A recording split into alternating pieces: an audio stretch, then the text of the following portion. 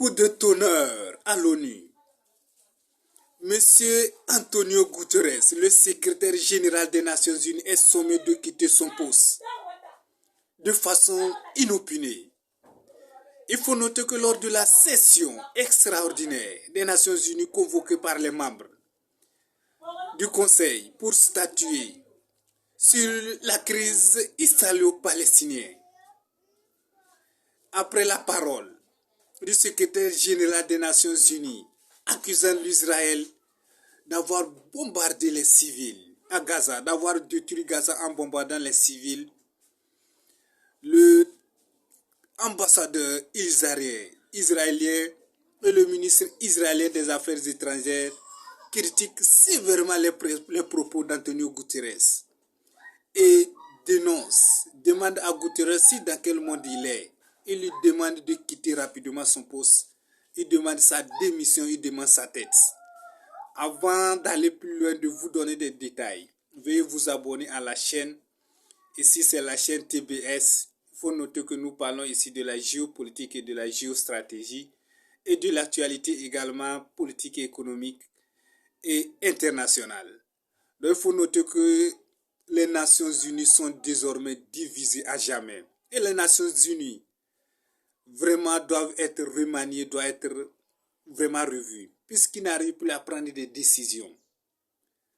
Aucune décision n'est plus prise aux Nations Unies. Les Nations Unies sont paralysées.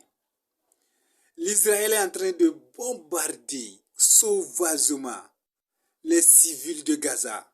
L'électricité est coupée, le gaz est coupé, l'eau coupée.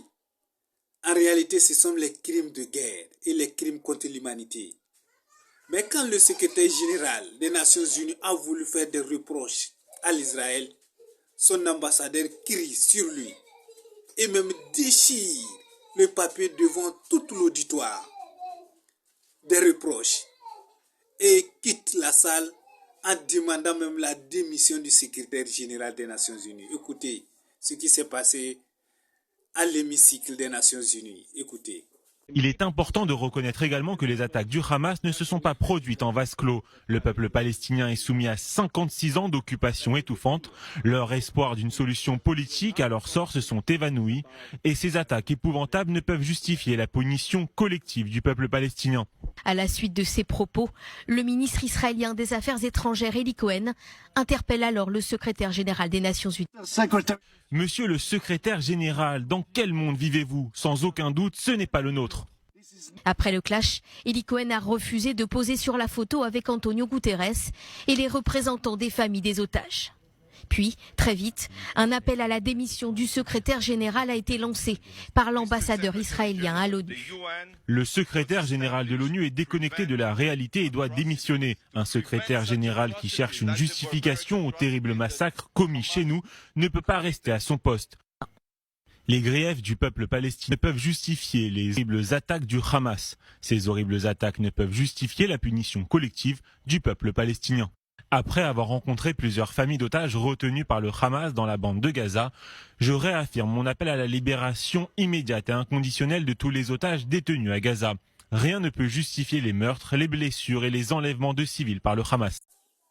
En réalité, les propos d'Antonio Guterres, si vous les suivez de façon attentive, n'est rien de blessant. C'est de la pure réalité. Et c'est la vérité, ce que ce monsieur dit. Parce que la vérité n'est pas bonne à dire. Voilà pourquoi l'Israël même est considéré comme l'enfant gâté des Américains. Ils font ce qu'ils veulent, comme ils veulent, et personne n'en parle. L'attaque du Hamas s'inscrit dans un combat de plus de 50 ans. L'Israël même sait que depuis plus de 50 ans, il est en guerre avec le Hamas en particulier et les Palestiniens en général. Et cette attaque du Hamas n'est pas nouveau. C'est ce qui a réitéré le secrétaire général des Nations Unies.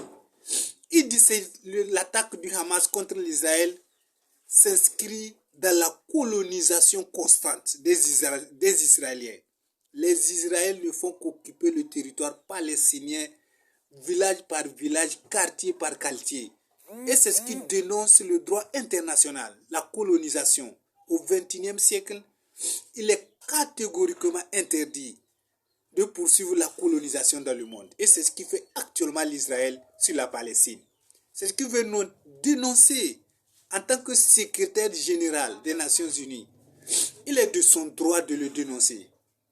Mais comme les Israéliens se considèrent comme c'est la race pure, c'est eux les favoris, tout est permis pour eux. Voilà pourquoi même ils vont jusqu'à demander même la démission du secrétaire général. Ils ne sont même pas membres permanents du Conseil de sécurité, mais se permet même de réclamer la tête d'Antonio Guterres. Et vous, comment vous en pensez? Qu'est-ce que vous en pensez sur, en tout cas, cette guerre entre le secrétaire général des Nations Unies et l'Israël? Mettez-moi sur les commentaires ce que vous en pensez. Est-ce que l'Israël a-t-il raison ou est-ce que le secrétaire général des Nations Unies a-t-il tort? Je veux vos commentaires. Donnez-moi vos commentaires, vos points d'avis.